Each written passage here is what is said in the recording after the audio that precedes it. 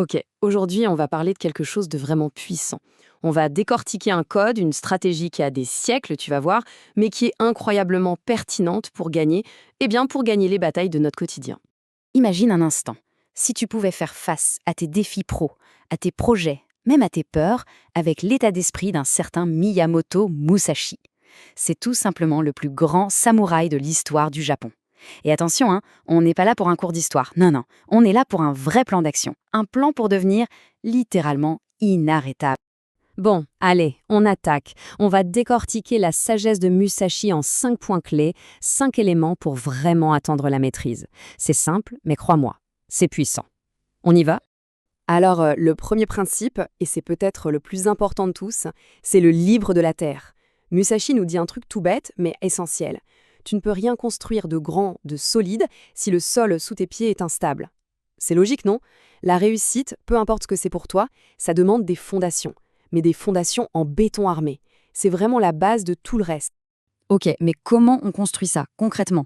Alors il y a 3 piliers. D'abord, 1. Tu dois maîtriser les bases. Je m'en fiche que tu sois développeur, artiste, entrepreneur. Deviens un monstre sur les fondamentaux de ton domaine. C'est non négociable.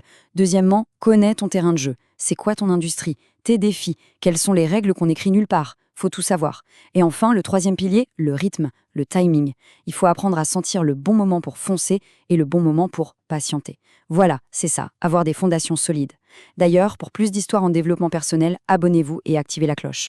On continue. Deuxième principe, le livre de l'eau. On le sait tous, le monde bouge tout le temps. Les plans s'affoirent, il y a toujours des imprévus. Et la clé, face à ça, ce n'est surtout pas d'être rigide comme un bâton.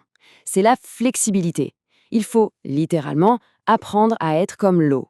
Regarde la différence, elle est énorme. D'un côté, tu as la mentalité rigide. C'est le genre de personne qui s'accroche à son plan comme à une bouée, qui refuse de changer d'avis. Et dès que la pression monte un peu, bam, ça casse. Et de l'autre côté, tu as la mentalité fluide. Là, on s'adapte, on trouve un moyen de contourner l'obstacle, on voit même les problèmes comme de nouvelles chances. Et c'est exactement ça, cette fluidité qui fait toute la différence entre ceux qui lâchent l'affaire et ceux qui finissent par réussir. On en arrive à la troisième étape, le livre du feu. Attention, être flexible comme l'eau, ça ne veut pas du tout dire être passif ou attendre que ça se passe. Pas du tout. Il y a des moments où il faut agir, des moments où il faut être décisif, intense. Il faut frapper avec la puissance contrôlée du feu. Et cette phrase de Musashi, écoute-la bien.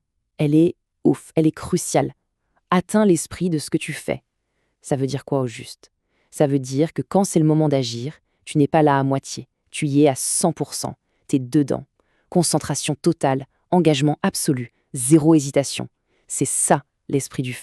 Donc, les tactiques du feu, elles sont limpides. C'est toi qui prends l'initiative, toujours. Tu ne subis pas, tu agis. Une fois que tu as l'avantage, même un tout petit, tu maintiens la pression. Tu ne laisses pas à l'obstacle le temps de se réorganiser, pas le temps de respirer.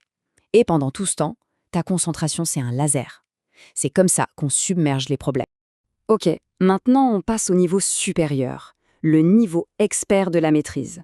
On a vu les fondations, l'adaptabilité, l'action. Maintenant, Musashi nous emmène encore plus loin. On entre dans les livres du vent et du vide.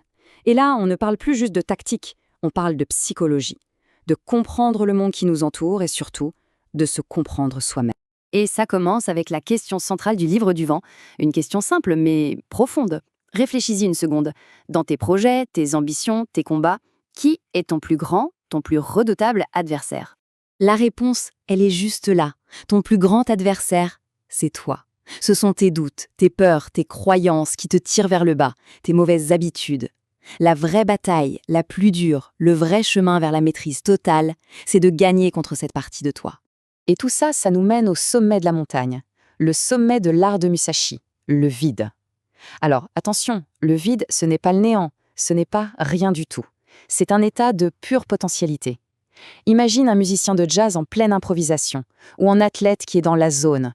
Il ne pense plus, il ne réfléchit plus, il est l'action.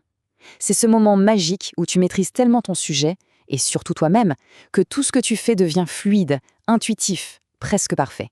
C'est l'état où tout devient possible.